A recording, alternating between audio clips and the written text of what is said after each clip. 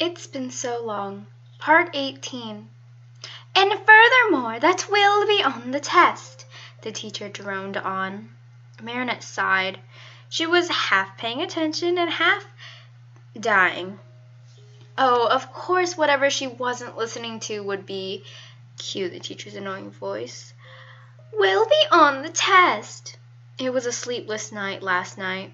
She lay there awake for hours, Tiki reprimanding her whenever she wanted to get up and at least try and be productive. Furthermore, she had missed a morning's coffee and didn't have the luxury of sleeping during a study hall. It had finally hit her that she and Aiden had broken up. It took 4 full days for it to set in, and now it was like a dull panging in the heart. Marinette prayed to the heavens that the next teacher would spare her brain power and put on a movie so that she could sleep. Alas, unlike the luck a bright red ladybug would bring, a loud crash was heard outside the window, and the unlucky streak of a black cat struck. Incoherent screeching ran through the school. Marinette winced and picked up her bag, following the mess of students running out of the classroom. No one was actually scared at the moment, and at this point, this was just another reason to get out of class early.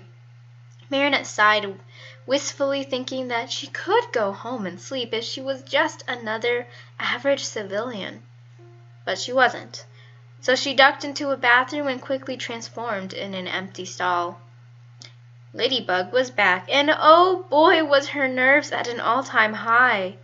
With the possibility of a stronger Akuma that perhaps couldn't be defeated the same way as the others, Ladybug was acutely aware of everything going around her.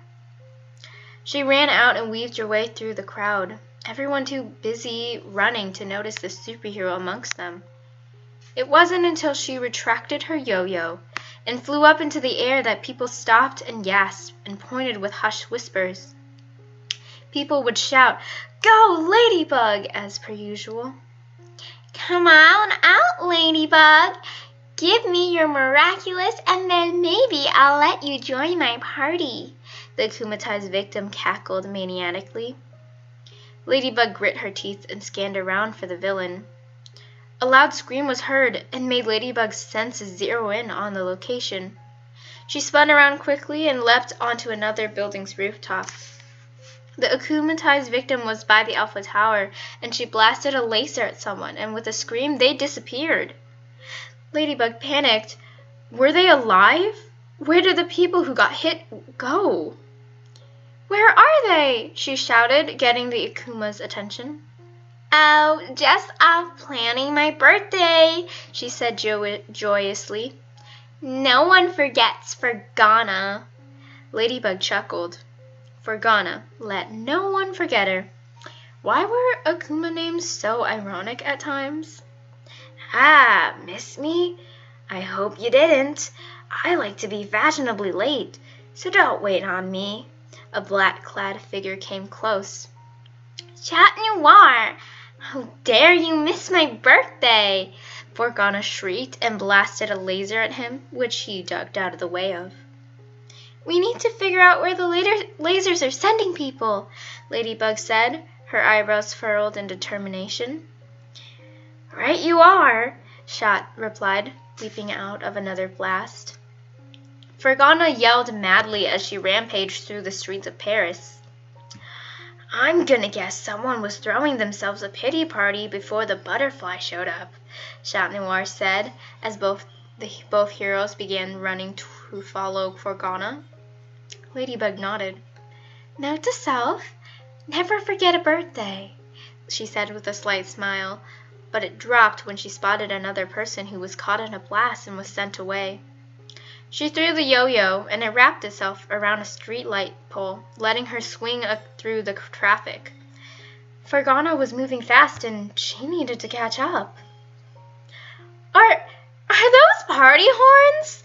Ladybug shouted at Chat Noir when she noticed where the blasts were coming from. "Oh my god, they are!" he gasped. "Maybe that's where the Akuma is," Ladybug smiled at him. "Nice thinking, Cat. It fits her crazy birthday theme," she said with a slight smile on her face. Well, too bad for her. Stores don't sell laser-themed plates, Chat Noir joked, his mischievous smile spread across his face. Ladybug bit her lip to keep from laughing and regained her focus on the fight. Hey, Fergana! I hate to break it to you, but other people were born on this day too, making it their birthday as well, Ladybug cried out, getting the attention of Fergana. No! I'm the birthday girl! The crazed purple-haired Akuma blasted at Ladybug. She narrowly escaped the bright pink lasers emitting from the party cones. The superheroine's eyes widened when she noticed a yellow object coming closer and closer. Get out of the way, Chloe! She yelled at the mayor's daughter. No way, Ladybug! Queen Bee is here to help, she shouted back, putting herself in a fighting position. Ladybug wanted to scream and smack her forehead. Queen Bee, without her bee Miraculous, was just another civilian that needed protecting. Get back, Chloe! Shot yelled, leaping in front of her when she was staring at Ladybug, causing her to become an easy target for a blast. Ladybug almost screamed upon seeing the beam engulf Chat Noir and disappearing alongside him. She gritted her teeth. Ugh! If only Chloe would just stay back like everyone else.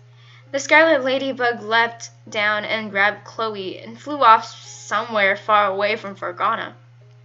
Chloe, you can't fight without your Miraculous, she scolded the blonde, who crossed her arms angrily. I could if you gave it to me, she shot back, and Ladybug sighed. Her mind was going haywire.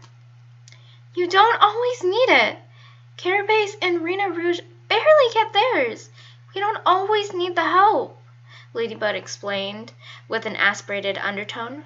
Well, you need the help now, Chloe said. Her entitlement was very much coming through. Ladybug grinded her teeth together. Oh my god. Yes, because Chat got hit trying to protect you as a civilian, she spit out. Chloe huffed but didn't say anything else. The black-haired girl found the safe house a far distance away and dropped off the blonde, who was ranting about the fact that she could help and destroy the Akuma in a flash.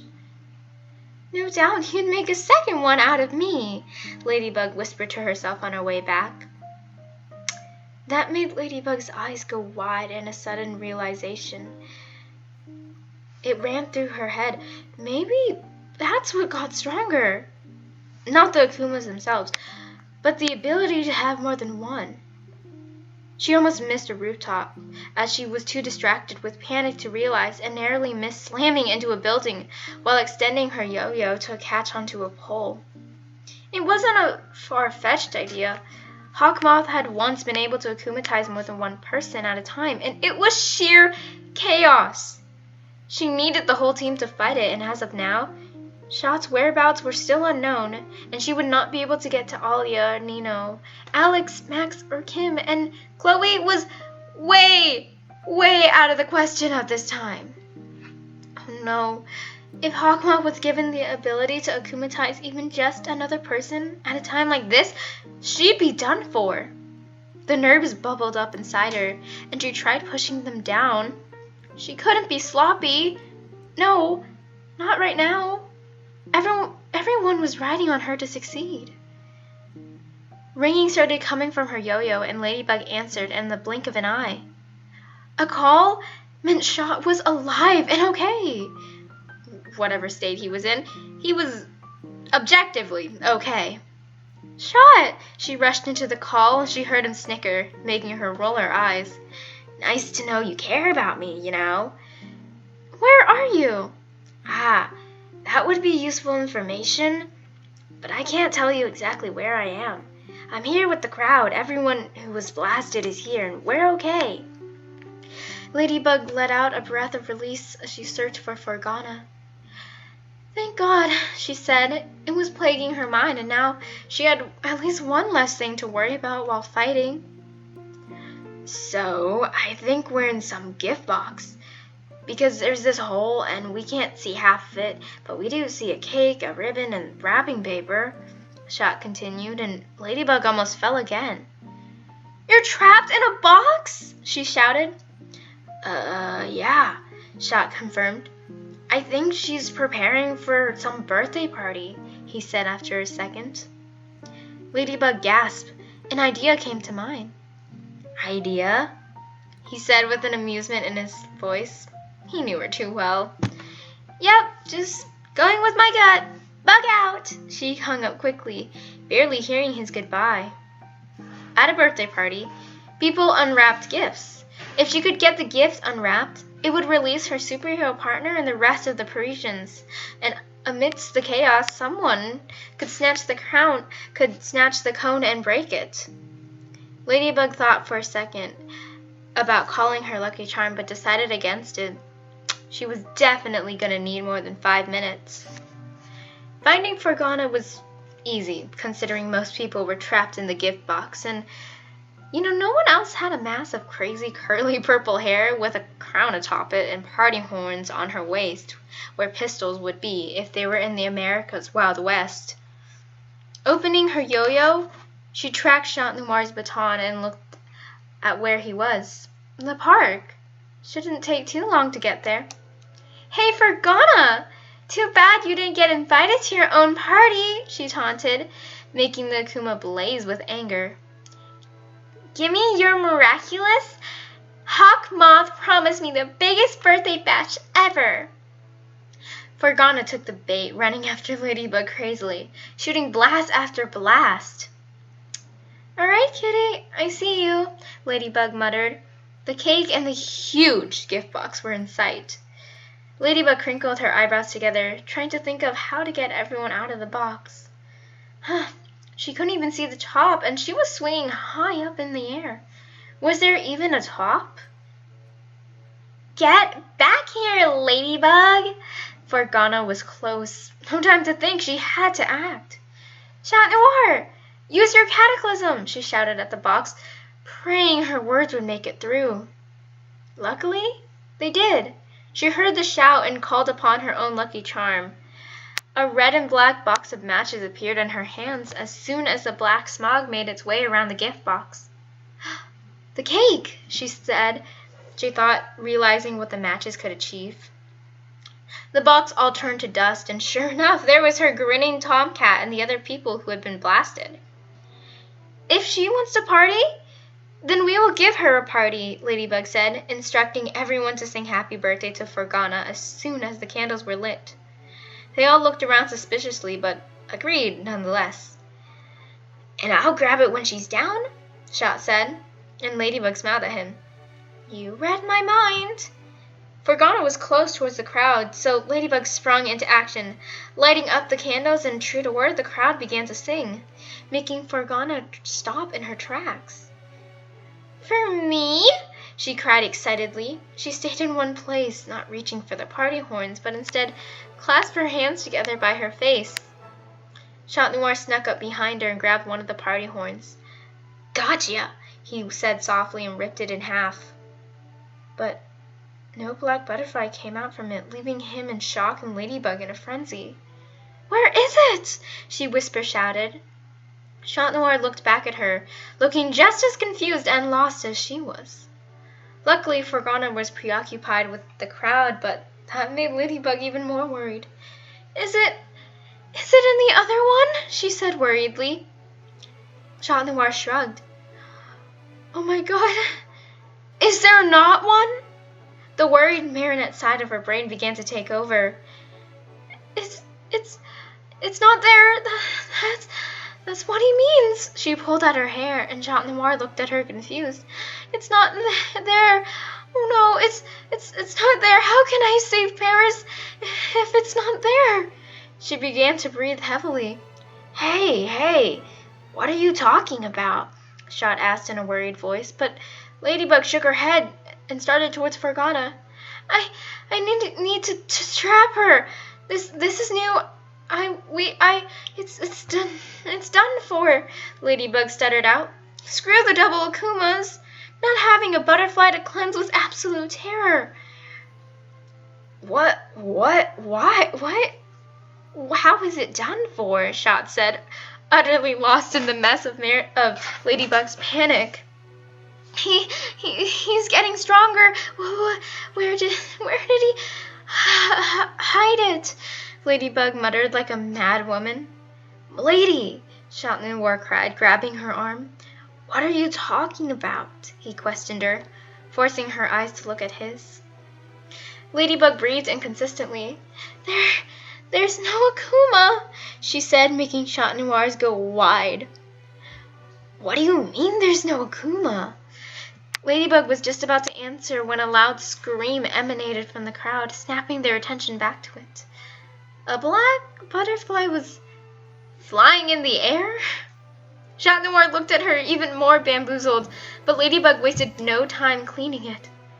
Bye-bye, little butterfly, she said in a rushed, breathy voice. The crowd was whispering and made way for Ladybug as she reached the center.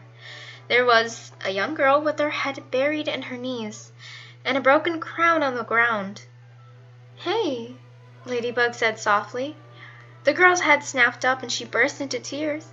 I didn't mean to, she sobbed, falling into Ladybug's arms immediately. It's my birthday and no one did anything, she cried. Ladybug patted her head consolingly. Eliza, how could you believe that we didn't do anything? A young girl called from the crowd. 4 more raced after her to hug the young Eliza. What? The girl said, puzzled. We had a surprise party for you, another one of her friends said. Ladybug awkwardly peeled herself away from Eliza and her group of friends. I guess there was an Akuma, Chat Noir said, and Ladybug just nodded, feeling foolish. She then threw up the lucky charm and everything was as is. While ushering everyone away, Ladybug found out how the Akuma had been freed. Apparently, someone really liked crowns and took it out of the girl's hair and it got trampled by the crowd. It was weird, but hey, that's what happened. And hey, what about Paris at this point wasn't weird. They'd had an ice cream shooting snowman running around, a giant baby, a kissing love fever, and way more. Her earrings beeped loudly twice, which meant that was her cue to leave. She waved goodbye to the dissipating crowd, and just as she was about to run off, Chat Noir caught her wrist. What was that? He asked, and Ladybug sighed, not wanting to discuss her craziness that was normally so well kept under wraps in uniform.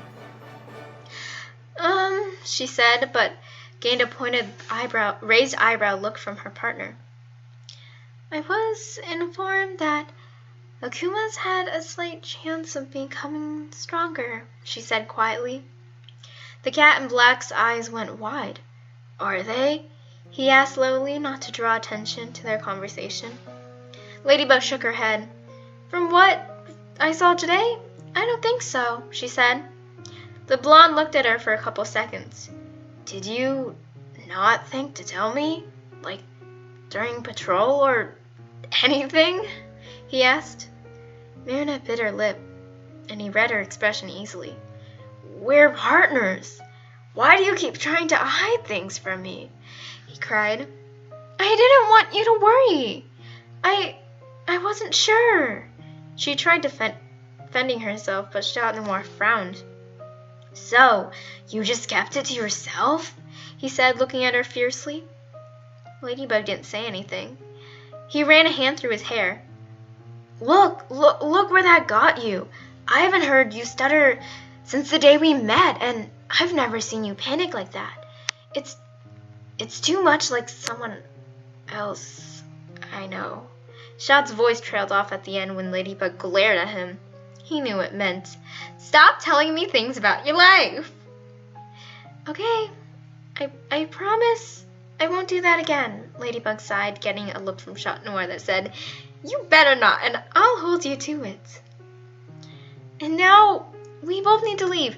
We've only got a minute, she said, running fast away from her partner in the public.